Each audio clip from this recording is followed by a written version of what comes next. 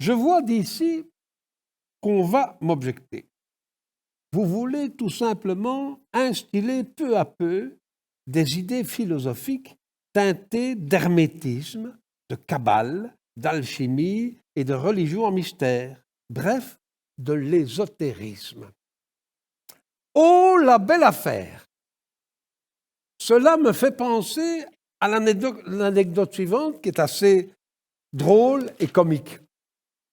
À l'occasion de la création d'une œuvre musicale d'un jeune compositeur, jadis, une dame un petit peu snob s'adresse au compositeur lors de la réception donnée après le concert. Ne pourrait-on pas déceler dans votre musique quelques éléments, quelques relents brahmsiens? Réponse du compositeur. Mais madame, il faudrait être un idiot pour ne pas voir que c'est du Brahms.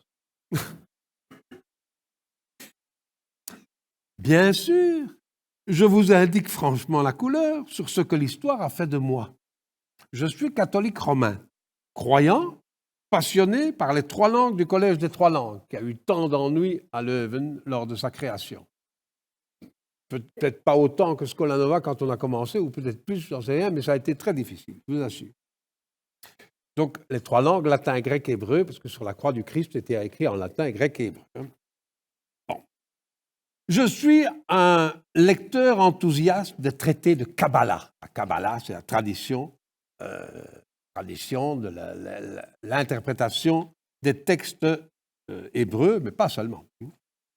D'hermétisme, je suis un passionné d'hermétisme, d'alchimie. Bien, ce sont ces études-là qui m'ont amené à la conviction que j'essaye de démontrer ce soir.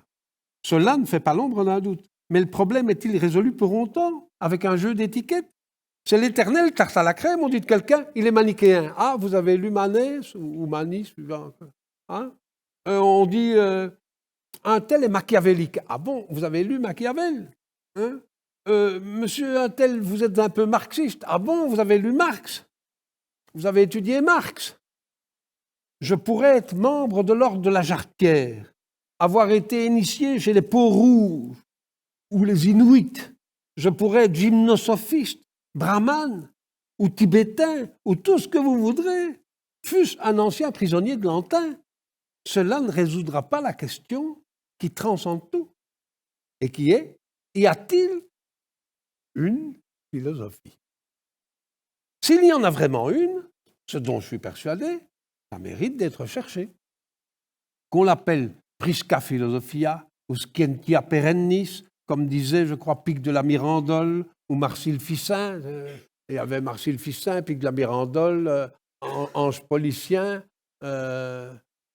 On en parle énormément dans l'ouvrage que mon fils a rappelé, la bataille du grec. C'est absolument passionnant. À 3 hommes, ils ont révolutionné tout l'Occident.